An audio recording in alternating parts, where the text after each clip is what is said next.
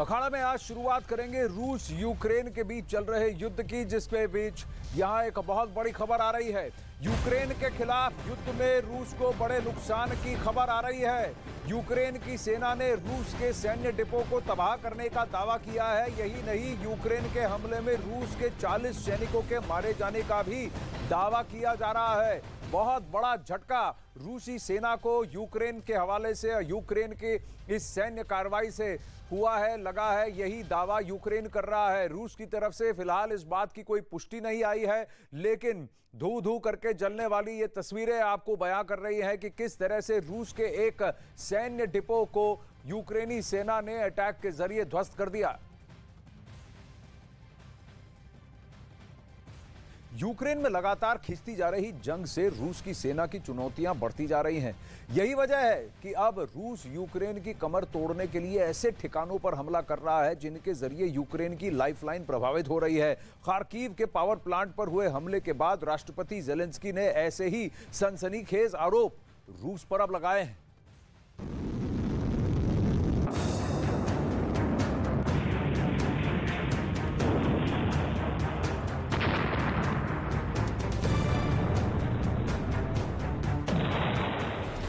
ये यूक्रेन के खार्किव शहर की तस्वीरें हैं। थर्मल पावर स्टेशन से आग का गुबार उठ रहा है। दावा किया जा रहा है कि रूस के हमले से ये पावर स्टेशन तबाह हो गया है।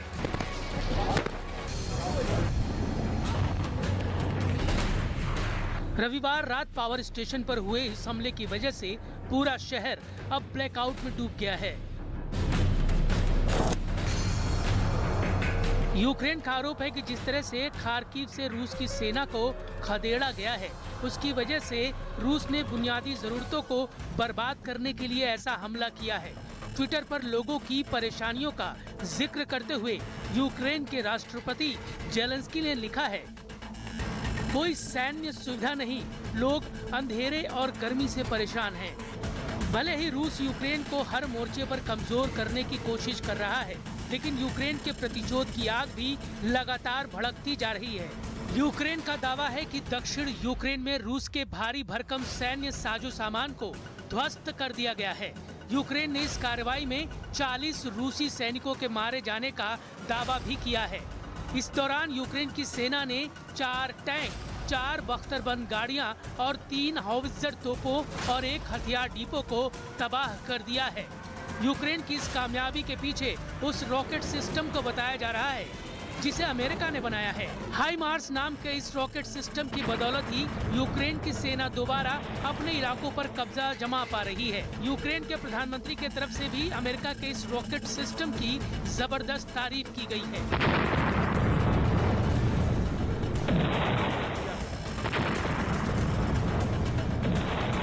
रिपोर्टों से पता चलता है कि अमेरिका में बना M142 हाइमार्स और anti radiation air to ground मिसाइलों समेत लंबी दूरी की तोपें दक्षिणी और पूर्वी यूक्रेन के युद्ध क्षेत्रों पर खास तौर से प्रभावशाली रही हैं। हाइमार्स का नाम अब यूक्रेन में सब लोग जानते हैं।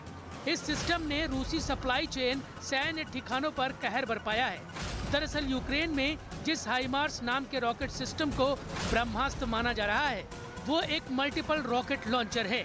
इसे अमेरिकी सेना के लिए 1990 में विकसित किया गया था। ये रॉकेट सिस्टम यूक्रेन से पहले अफगानिस्तान, सीरिया और इराक में अपनी ताकत का लोहा मनवा चुका है। इतना ही नहीं, यूक्रेन का दावा है कि अगर इसी तरह से अमेरिका और उसके सहयोगी देश मारक हथियार सप्लाई करते रहे तो जल्द ही रूस के कब्जे वाले कुछ और इलाकों को आजाद करा लिया जाएगा।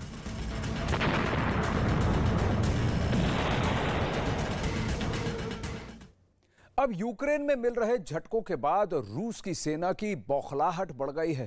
खार्किव से खदेड़े जाने के बाद रूस की सेना ने एक बार फिर शहर पर हमला किया है। रूस का यह हमला खार्किव पावर प्लांट पर हुआ, जिससे पूरा शहर अंधेरे में डूब गया। अब रूस ने अपनी रणनीति में एक बदलाव किया है। अब वो क्रिटिकल इंस्टॉलेशंस को टारगेट करने की कोशिश कर रहा है। पावर प्लांट को उड़ा देना, यानी कि पूरे शहर को अंधकार में भर देना, अब तक पिछले 6-8 महीनों से रूस ने ऐसी कार्रवाई नहीं की है, लेकिन अब उसका ऐसा करना उसकी बौखलाहट को भी दर्शाता है और उसकी रणनीति में बदलाव को भी दिखलाता है। अब रूस और यूक्रेन के बीच चल रही जंग को 200 दिन बीत चुके हैं। रूस के ने कहने को तो यूक्रेन के कई शहरों को तबाह और बर्बाद कर दिया है, लेकिन ज़ेलेंस्की की ना झुकने वाली स्ट्रैटेजी व्लादिमीर पुतिन की ताकतवर वॉर मशीनरी के लिए लगातार चुनौतियां का सबब बनी हुई है। 200 दिन के बाद, मान लीजिए पहले हमने आपको यहां दिखाया था कि 15 दिन का प्लान लेके चले थे व्लादिमीर पुतिन, अब 200 दिन तक खिंच चुका है ये वॉर। 200 दिन के बाद कैसे वॉर का सीन बदला हुआ है, आइए आपको दिखाते हैं।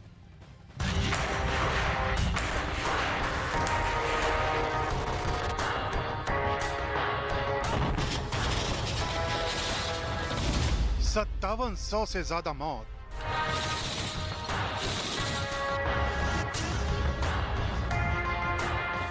8,000 से ज्यादा घायल,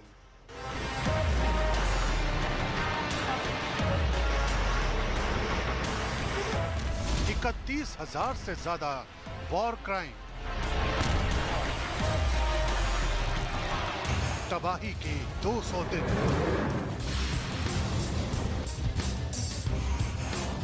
यूक्रेन में तबाही की ये तस्वीरें देखिए। रूस के मिसाइल हमलों ने यहां सब कुछ बर्बाद कर दिया है, लेकिन इसी बर्बादी की कहानी में रूस भी बेपर्दा हो रहा है।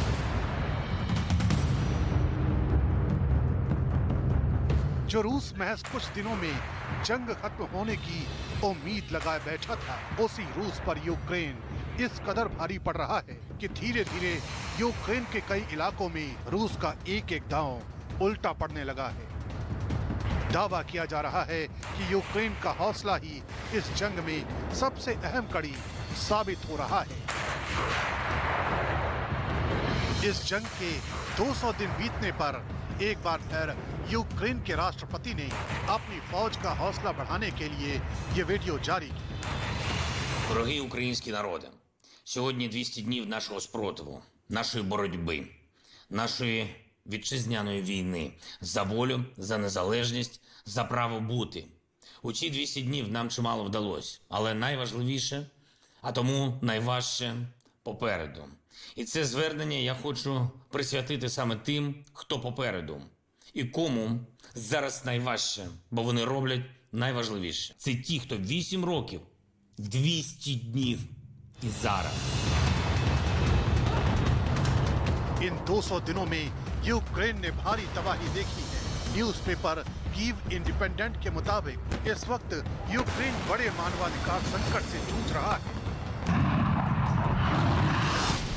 रिपोर्ट में दावा किया गया है कि अब तक यूक्रेन में 383 बच्चों समेत 5,767 लोग मारे जा चुके हैं, जबकि रूस की तरफ से किए गए 31,814 युद्ध अपराधों की जांच हो रही है।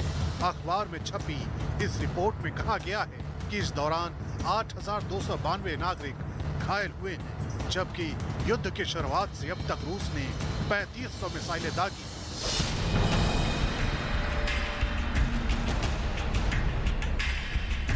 यानी पुतिन की सेना ने यूक्रेन को बर्बाद करने में कोई कसर नहीं छोड़ी है। बावजूद इसके अमेरिका समेत दूसरे सहयोगी देशों से मिल रही मदद और हौसले की बदौलत यूक्रेन अभी भी रूस को भारी चुनौती दे रहा है।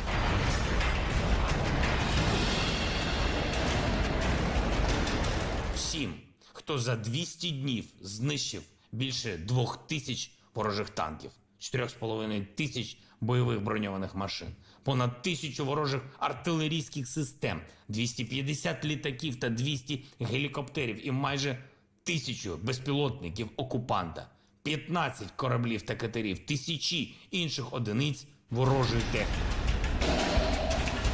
रूस और यूक्रेन की जंग जब शुरू हुई थी, तब दुनिया का एक बड़ा तबका यही मान रहा था कि रूस के आगे यूक्रेन कहीं टिकने वाला नहीं है। लेकिन युद्ध के दिन जैसे जैसे गुजर रहे हैं, वैसे वैसे पुतिन के लिए मुश्किलें बड़ी होती जा रही हैं। यही वजह है कि ज़ेलेंस्की बार बार अपनी सेना और अपने नागरिकों को जीत का हौसला देने के लिए सामने आ रहे हैं। Це непростий шлях, до перемоги, але ми певні, він вам до снаги. Ви вийдете на наш кордон. जाहिर है यूक्रेन में रूस के लिए आगे की लड़ाई अब और मुश्किल हो रही है। यही वजह है कि हथियारों की मदद के लिए रूस नॉर्थ कोरिया जैसे देशों की तरफ देख रहा है।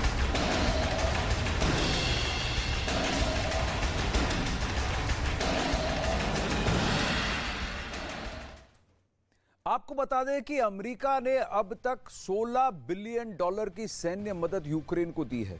उधर यूक्रेन ने दावा किया है कि उसने रूस की सेना के कई सारे कब्जे के इलाकों में कम से कम 2500 वर्ग किलोमीटर जमीन को मुक्त कर दिया है रूस की सेना से। एक समय था जब यूक्रेन की सरजमीन के कम से कम 22% एरिया पर रूस का कब्जा था।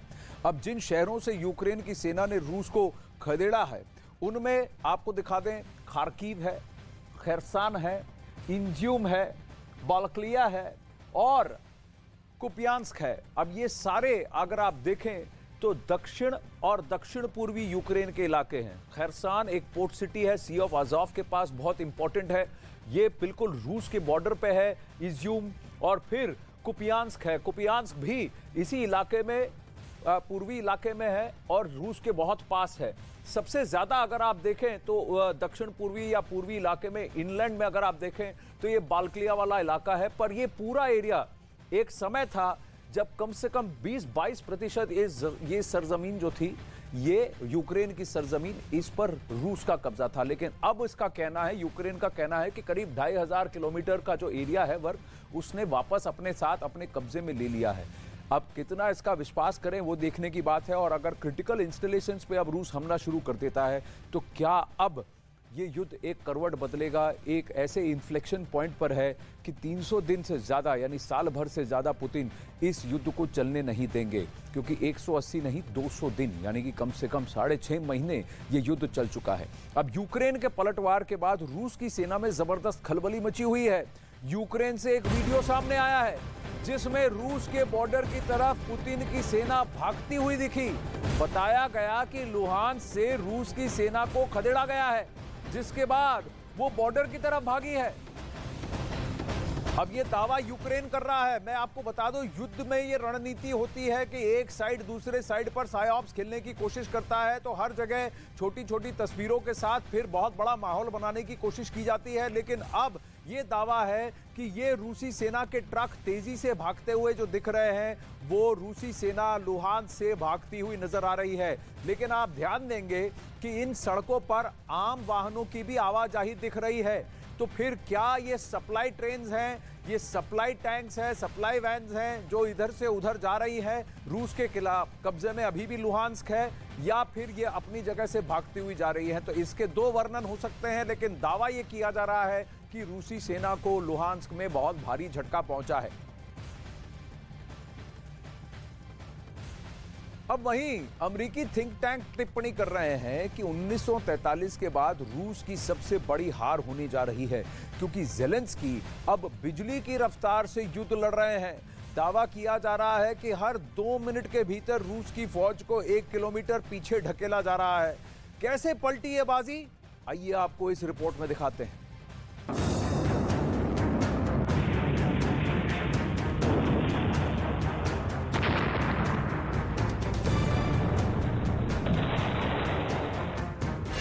ईज़ियम भी पुतिन के हाथ से निकल गया। कुपियांस्क भी पुतिन के हाथ से फिसल गया। बालाकलिया में भी यूक्रेन का झंडा लहराया। पोल्टावका में भी रूस के सैनिकों ने मैदान छोड़ा। बेंजामिन कस्बे से भी रूस के सैनिक भाग निकले।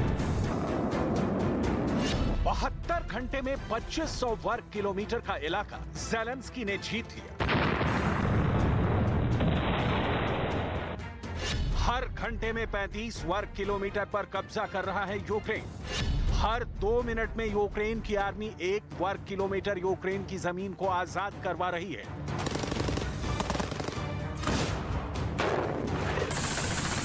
पुतिन के लिए सिर्फ और सिर्फ हार की खबरें हैं। क्रेमलिन में सिर्फ और सिर्फ बुरी खबरें आ रही हैं। पुतिन बहुत बेचैन है। एक एक पल पुतिन पर भारी पड़ रहा है। वो पुतिन जो घोड़े की सवारी करते हैं, वो पुतिन जो शर्टलेस होकर दुनिया को अपना पराक्रम का एहसास करवाते हैं, वो पुतिन जो जूडो कराटे के एक दांव से अपने दुश्मन को चित कर देते हैं, वो पुतिन जो मशीन गन खिलौने की तरह चलाना जानते हैं, वो पुतिन जिनके अंदर रूस का राष्ट्रवाद कूट कूट कर भरा है। Войска Московского гарнизона параду Победы готовы. और जो कभी रूस को हारते हुए नहीं देख सकते हैं। Поздравляю вас с 75-й годовщиной Победы. वही पुतिन आज अपनी आंखों से अपने सैनिकों को पीछे हटते हुए देख रहे हैं। आखिर पुतिन हार की तरफ क्यों बढ़ रहे हैं? ज़ेलेंस्की की कौन सी रणनीति काम कर गई? कैसे ज़ेलेंस्की ने 3 तरफ से ईजीएम पर अटैक किया? सब कुछ आपको बताने वाले हैं। जंग कैसे पलट गई, एक एक स्ट्रेटजी आपको बताने वाले हैं। लेकिन सबसे पहले देखिए ये तस्वीरें। ये तस्वीरें खार्किव के बालाकलिया की हैं, जो 6 महीने तक रूस के कब्जे में रहा।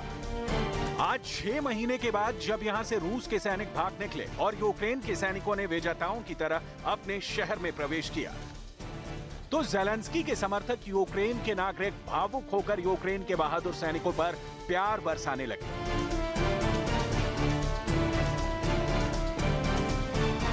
यूक्रेन के बालाकलिया में यूक्रेन के सैनिक अपने कमांडर के साथ बहुत शान से प्रवेश करते हैं। सबसे पहले ज़ेलेंस्की के favourite commander general Alexander Syrskyi ने एक जोशीला भाषण दिया। Ми сьогодні завершуємо крапку звільнення Балаклія, першого великого міста, під час нашого наступу. І я впевнений в тому, що це не останнє місце. У нас попереду Куп'янськ, який вже наполовину взятий нашими військами. Попереду Ізюм, ну і багато інших. Тому сьогодні офіційно ставимо крапку зачистки цього міста і піднімаємо наш державний прапор. Церемонії підняття державного прапору приступити. और इस ओजस्वी भाषण के बाद यूक्रेन के इस जनरल ने बालाकलिया शहर में यूक्रेन का नीला पीला राष्ट्रीय ध्वज लहरा दिया। ये भावुक कर देने वाली तस्वीरें पूरी दुनिया में वायरल हो रही हैं और पुतिन को बहुत चुभ रही हैं। लेकिन पुतिन की सबसे बड़ी हार ईजीएम में हुई है। अब यूक्रेन में रूस की सेना को बड़ी हार का सामना करना पड़ा है। यूक्रेन की तरफ से दावा किया गया है कि उसकी सेना ने रूस के कब्जे के 2000 वर्ग किलोमीटर जमीन को आजाद करा लिया है। यूक्रेन की सेना ने दावा किया है कि उसने रूस की सेना को काफी पीछे ढकेल दिया है। लेकिन ये कब्जा कितने दिन चलेगा और रूस की तरफ से क्या पलटवार होगा, और रूस ने उन इलाकों पर क्या अभी भी कब्जा जमाए रखा है जो कि समुद्र के पास हैं और रूस को दक्षिण पूर्वी यूक्रेन से जोड़ते हैं, और सीधा खरसान, खार्किव और मारियुपोल, इन सभी इलाकों में क्या एक कम से कम समुद्र से लेकर 300 किलोमीटर यूक्रेन के अंदर की एक सीधी पट्टी है जिस पर रूस ने पूरा कब्जा जमा लिया है? ये बहुत बड़ा प्रश्न है। अब रूस के सैनिकों के दम पर हुंकार भरने वाले व्लादिमीर पुतिन आखिर यूक्रेन में कहां मात खा गए? युद्ध के विशेषज्ञों का कहना है कि जंग में यह उलटफेर इसलिए हुआ क्योंकि रूस के पास ज़ेलेंस्की के नए आक्रमण से निपटने के लिए सैनिकों की भारी कमी थी। दूसरी वजह यह थी कि ज़ेलेंस्की की बैकअप आर्मी, जिन्होंने यूक्रेन में युद्ध की तस्वीर पूरी तरह से पलट दी। ये बैकअप आर्मी कौन है और ये इज्यूम में कैसे हरकत में आए, देखिए।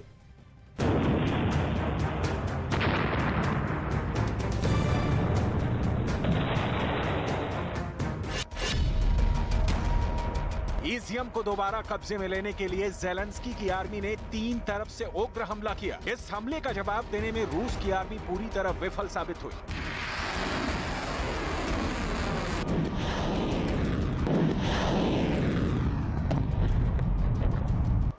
युद्ध के विशेषज्ञों का कहना है कि जंग में ये उलटफेर इसलिए हुआ है क्योंकि रूस के पास ज़ेलेंस्की के नए आक्रमण से निपटने के लिए सैनिकों की भारी कमी थी। अमेरिका के अखबार न्यूयॉर्क टाइम्स ने लिखा है कि खार्किव के एक रेलवे स्टेशन पर कब्जा करने के लिए रूस ने 1 हफ्ते तक खूनी जंग लड़ी थी, लेकिन उसी रेलवे स्टेशन पर सफेद झंडा लगाकर रूस की फौज इलाके से भाग निकली।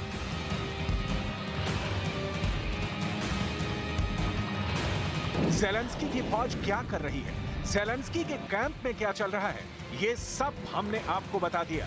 अब हम आपको ये बताएंगे कि आखिर पुतिन के कैंप में कौन सी मीटिंग चल रही है, पुतिन के कमांडर कैसे अपनी हार को छुपाने की कोशिश में जुट गए। पूरी दुनिया में अमेरिका और यूक्रेन के समर्थन वाले देश, खास तौर पर नेटो के देश, अखबारों में खार्किव में पुतिन की हार पर खूब चर्चा हो रही है।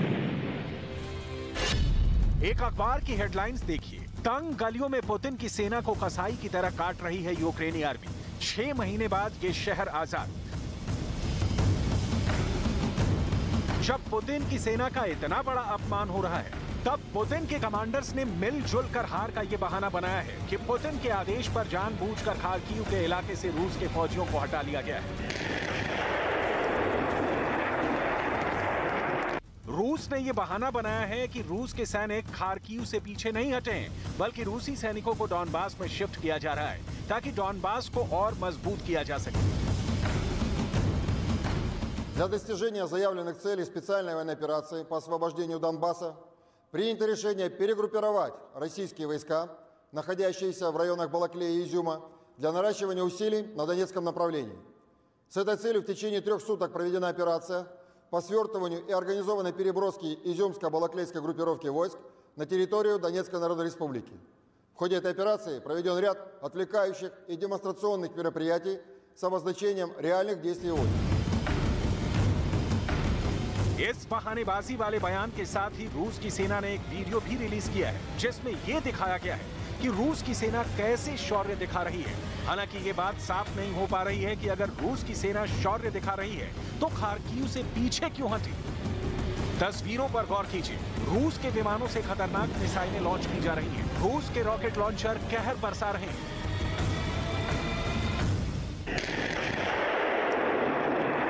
इस तरह की तस्वीरों से ये बताने की कोशिश की जा रही है कि अभी रूस की सेनाओं ने हार नहीं मानी है, लेकिन सवाल ये है कि अगर खार्किव पर यूक्रेन का कब्जा हो गया तो रूस से आने वाली डॉनबास की सप्लाई का क्या होगा।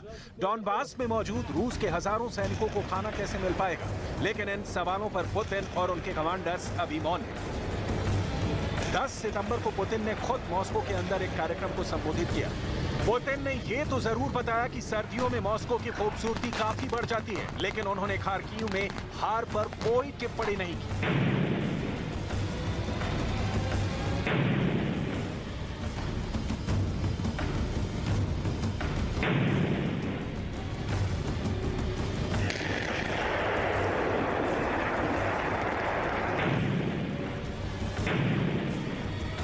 Московские специалисты уже ведут огромную работу по возрождению столиц Донецкой и Луганской народных республик. В непростых условиях, часто с риском для жизни, в полном смысле этого слова, ремонтируют пострадавшие жилые дома, дороги, школы. Делают все, чтобы подготовить Донецк и Луганск к зимнему периоду. कुल मिलाकर इस जंग में अगर रूस कुछ भी नहीं खोएगा तो भी अपना सम्मान जरूर खो देगा।